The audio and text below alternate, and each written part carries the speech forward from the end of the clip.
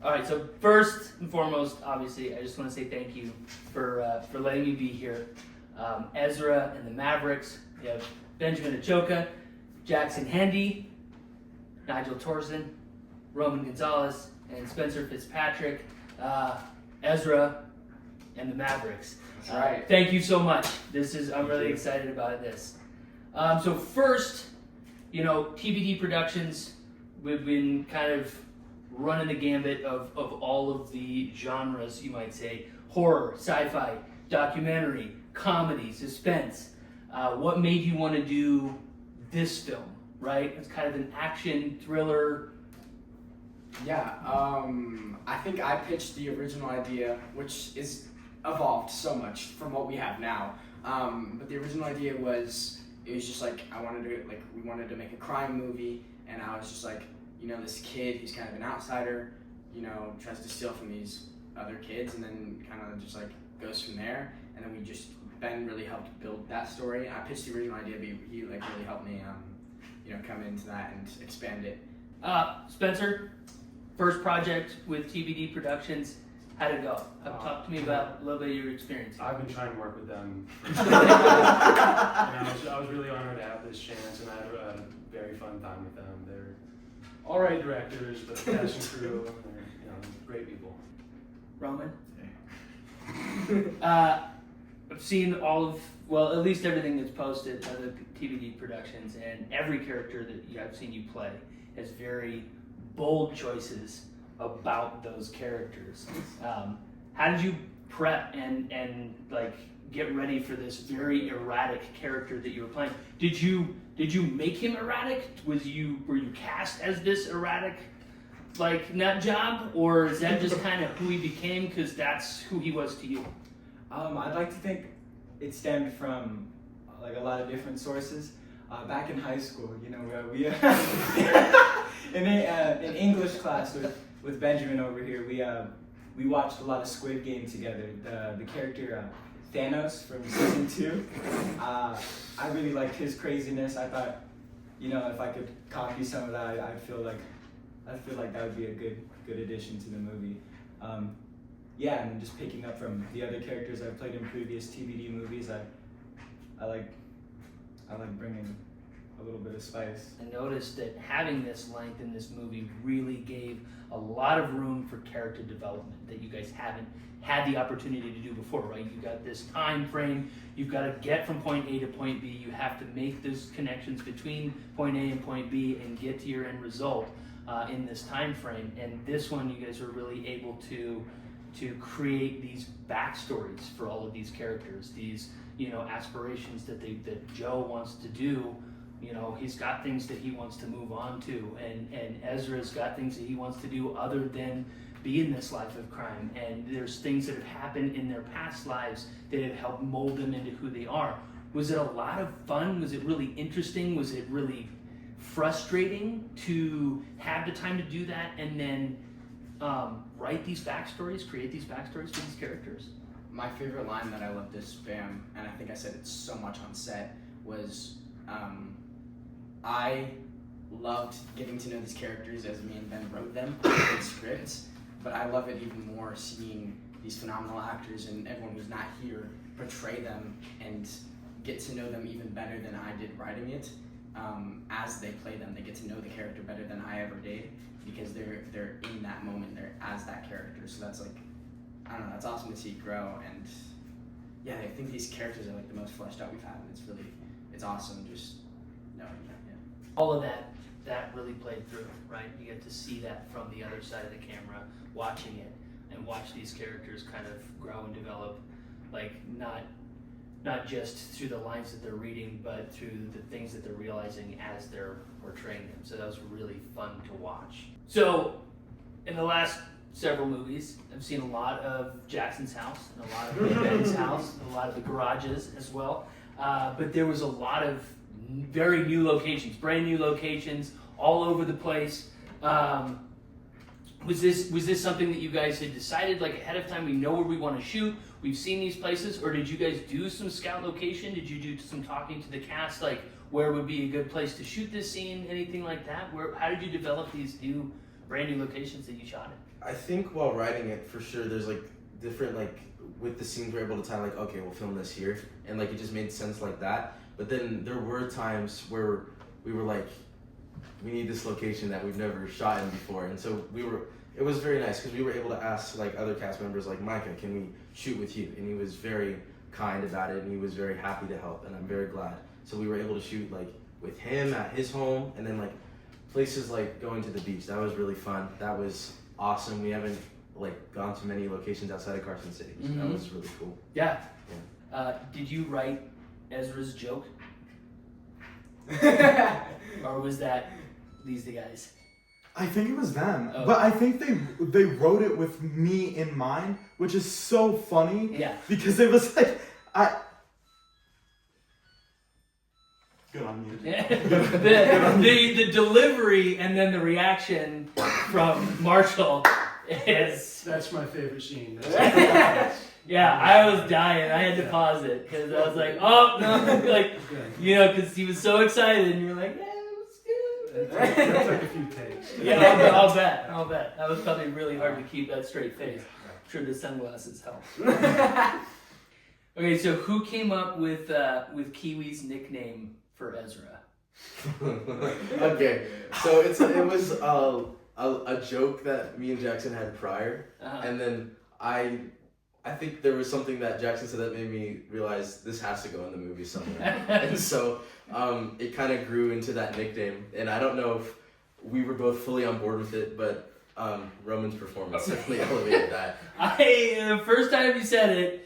This first time Kiwi said it, I almost spit coffee all over my living room watching this thing, and I laughed every time after that. The delivery of this, there's a lot of intention and like there's a lot more that you're saying to him when you use his nickname that reads really, really distinctly, and it's funny every time. So I was just curious because that made me laugh throughout the movie. I love a running joke, right? We got sunglasses on all the time. We got car never works. I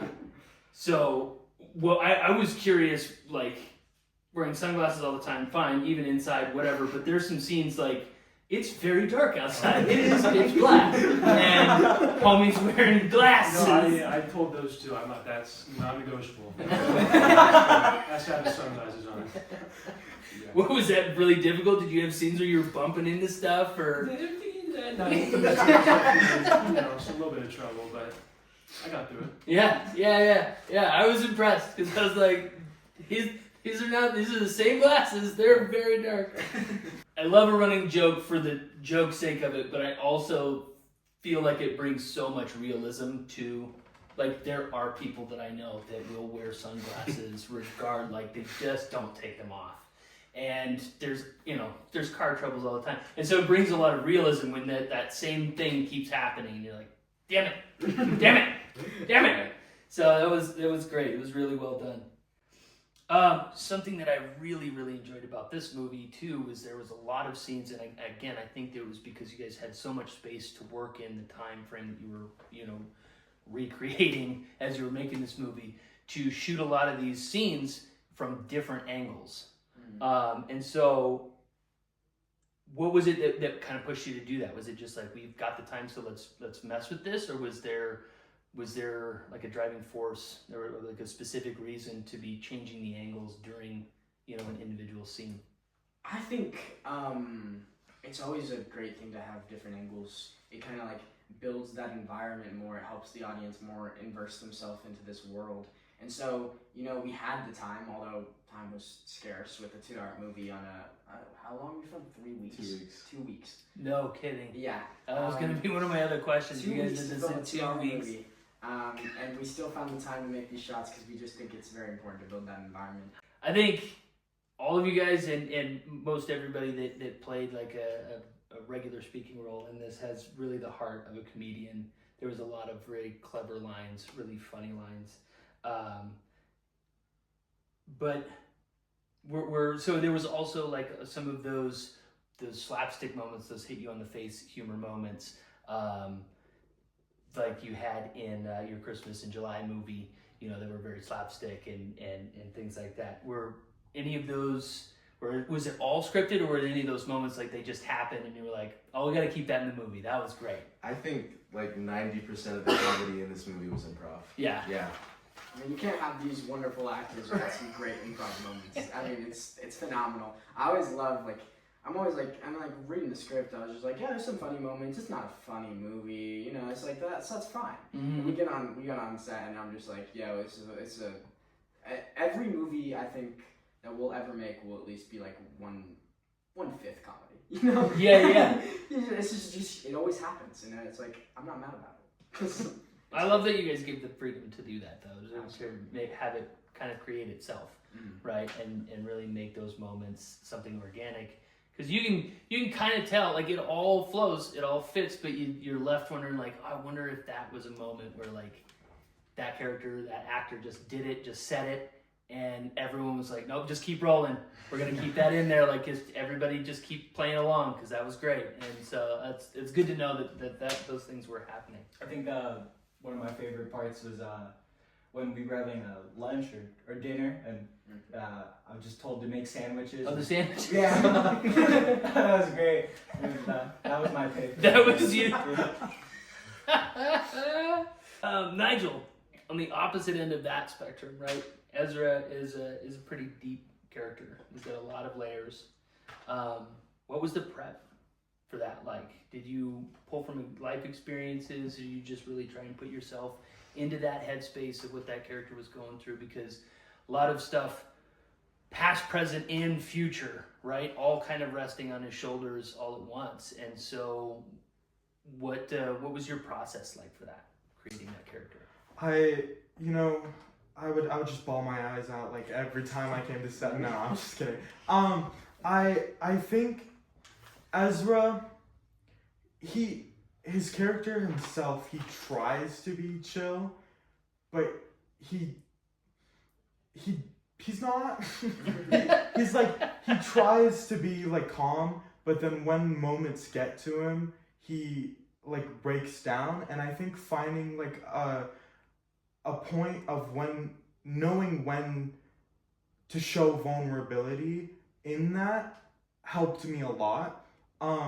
And I have pulled it from like past experiences and just stuff I've maybe seen like on movies or media in general. But I think seeing everything and having the experience that I have as a 16-year-old back in my day, but I think all of that helped me create the breaking point of Ezra, and I think that helped me a lot. Okay, so I think, well, for those of us that have seen the movie, we can all agree that Derek needs to clean his room.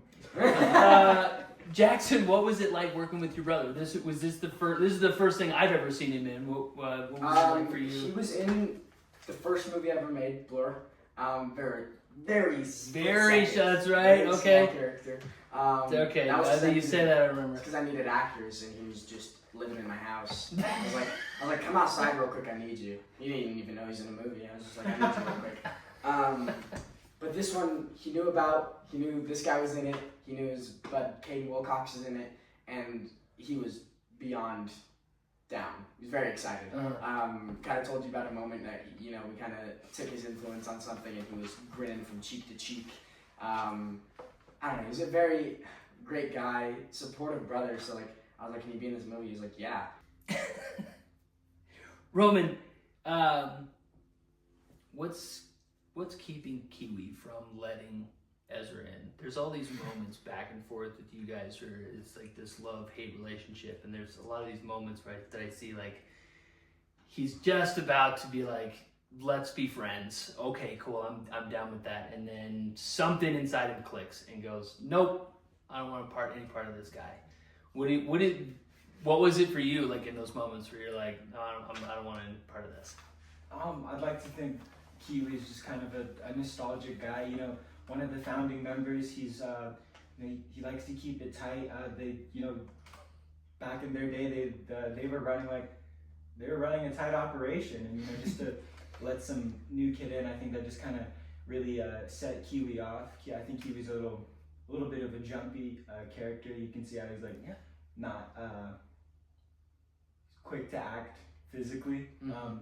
Yeah, so I think Ezra just kind of like putting himself in there with his like sly attitude, thinking he can just come up in this business on nonchalant. It just kind of set him off. He wasn't too happy about that. Yeah. Okay.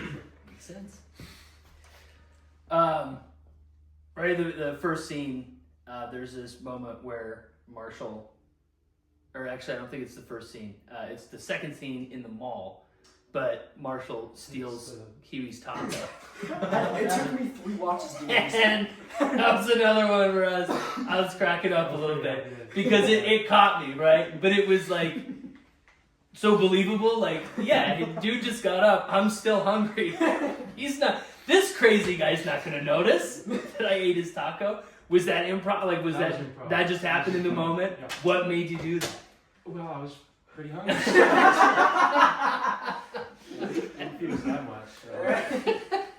Fair enough. Oh, There was. I also thought there was some really great, what I assume were scripted lines, right? Some things that happen on purpose.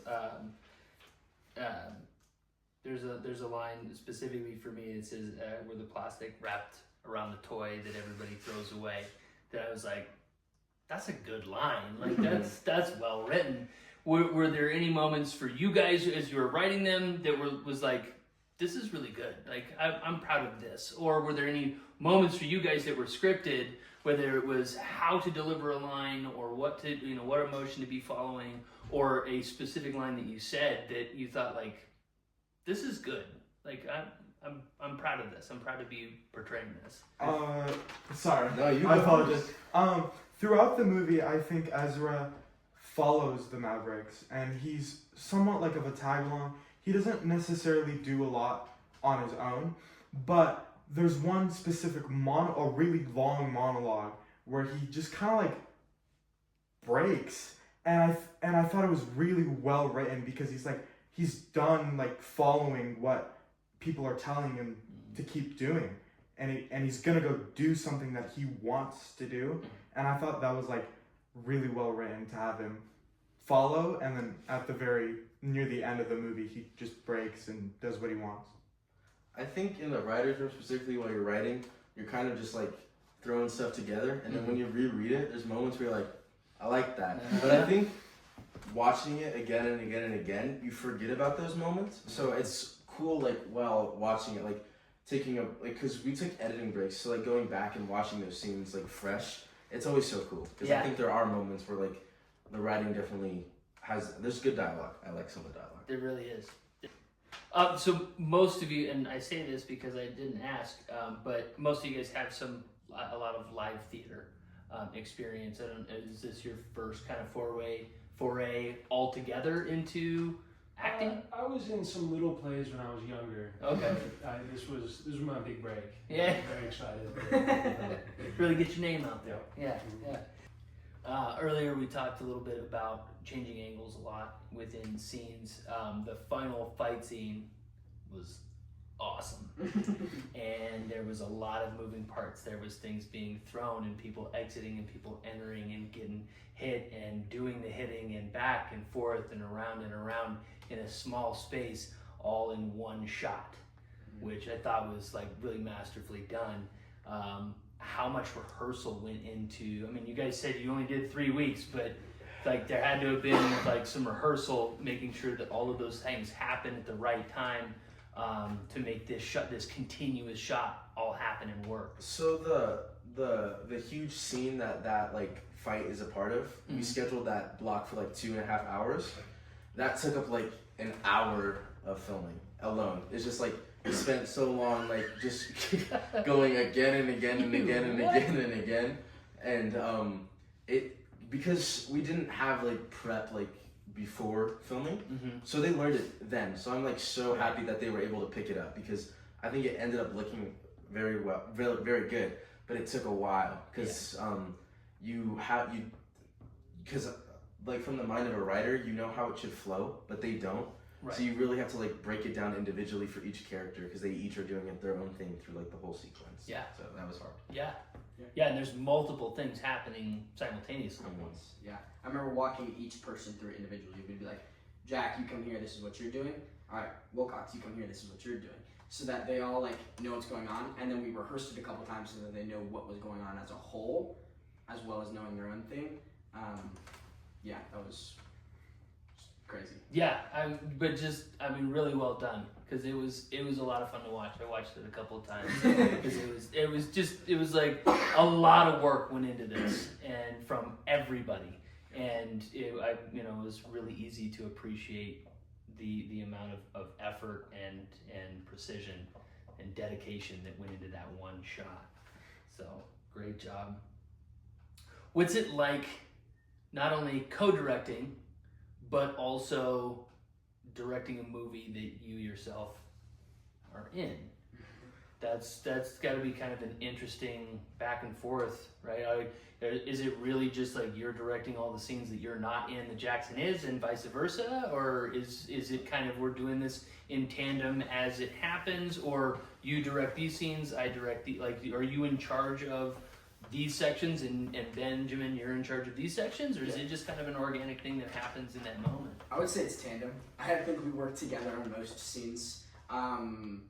I think the only hard part about it is when you watch someone else act, you direct. You tell them, you give them notes. You're like, I think this could be a little different.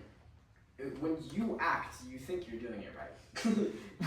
So I'm not gonna. It's hard to direct myself when I'm like, I think that was good. Yeah. So I mean, just nice to have someone there, especially when you're in your own movie. Nice to have someone else there to tell you those notes and be like, hey, maybe like this, and then vice versa. I told him if there was ever anything, But yeah, I think like directing wise, I think it was generally in tandem. I don't think there was too much of taking full control over anything. I think there was certainly things that like one of us just felt we could direct stronger, maybe understood better, whatever it was. But I think generally it was almost 50-50.